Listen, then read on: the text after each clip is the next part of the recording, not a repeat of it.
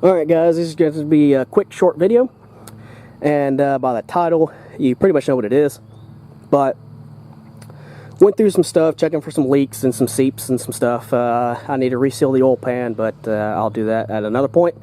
My power steering fluid's leaking down. It seems to be the O-ring between the reservoir, so I'll get that fixed. Got a transcooler line that's seeping a little bit, I'll get that fixed. But the main thing I saw, now it wasn't seeping bad, but it was seeping. You could see the run line, but it wasn't dripping and it wasn't pouring.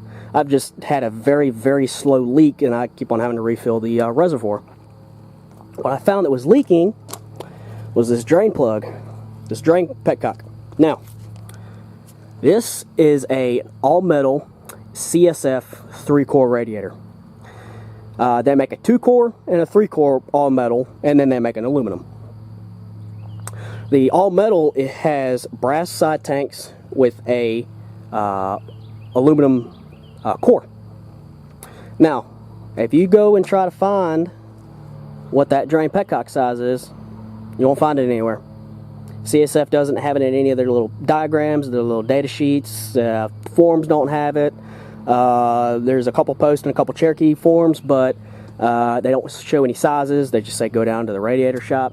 Well, with everything that's going on right now, I don't want to try to find one and go down there and have it not be open. So, you got two options.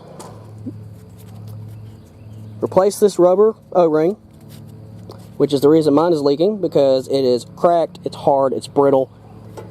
This radiator's been in here for a decade. It's to be expected. Rubber goes bad.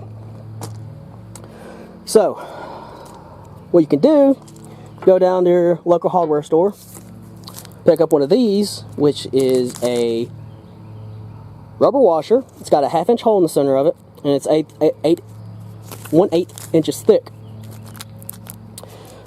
This one doesn't have the hole completely punched out, but it will come out.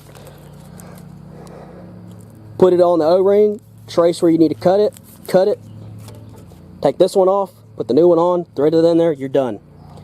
Now, what if this breaks? Because these, it's plastic, and I've read about a lot of these things breaking, not particularly in this, but Petcocks in general. What if this breaks? You're not going to be able to go to your local parts store and get it, because there's only two options for a Cherokee: a little quarter turn twist lock and a Dorman one that's threaded, but it's not the right thread. This is very close to 1/2-inch 20, but it doesn't thread all the way on. It stops almost 3/4 of the way up. It's very close, but I couldn't double check it, to an M12 by 1.5. I could not find, for the life of me, a bolt or a nut at a hardware store that I could thread this into all the way and see if it works.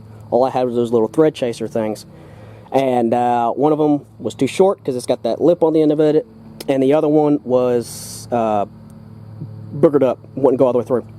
So, went back to the pipe thread section, tested it, found out this is pretty much a 1/4 inch NPT pipe thread.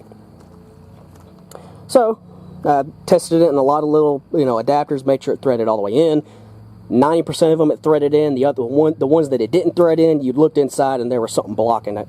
So, because these side tanks are brass, you do not want a steel plug, because they don't really play well together. So, get a brass 1/4 inch NPT, like this one.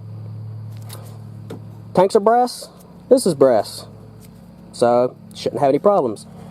And just because I don't want it leaking, pipe sealant, Loctite thread sealant, not pipe sealant, thread sealant. So I'm going to put some thread sealant on this, tighten it up. It's pipe thread, so it is going to get hard. Don't hem in it, or it's brass, you'll strip it out. So just put pipe thread on it, tighten it up, let it sit for a second, let this kind of dry. You shouldn't have to, and then you can refill your radiator. So I'm going to go ahead and do that. I'm going to put pipe thread on this one, tighten it up, fill it up, put my pressure tester on the system, and we'll see if it leaks. Alright, there it is. Got the thread sealant on it. Got it, got it snug. It's a 10. 10 It's open end. Just put it in, tighten it down, flip the wrench over, put it in, tighten it down, flip the wrench over, and so on and so forth till it's snugged up. So now I'm just gonna put the coolant that was already in it, because it's like maybe a year old and less than 10,000 miles. So I put it in a clean drain bucket, bought a new drain bucket, drain it in there. I'm gonna put that in and put any excess in there, you know, crank it up, make sure it's full, and then I'll put a pressure tester on it, make sure it doesn't leak. Got it on 15 psi. Even though the adapter is leaking a little bit, it wasn't.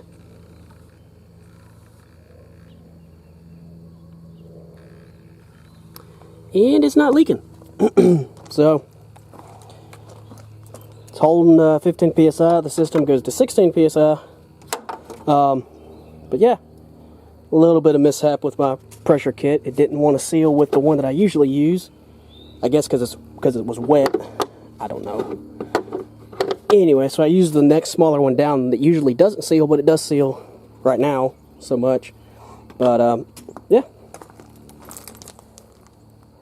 nothing else is leaking either. So yeah, call that a success. So if you have a CSF all metal radiator with the brass tanks and the center aluminum core, you can use, like I said, I gave you two options.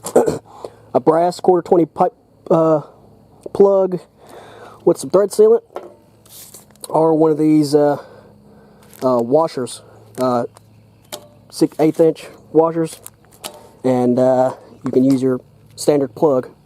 So yeah, that's it. So I'm gonna get this back together, and I'll talk to y'all later.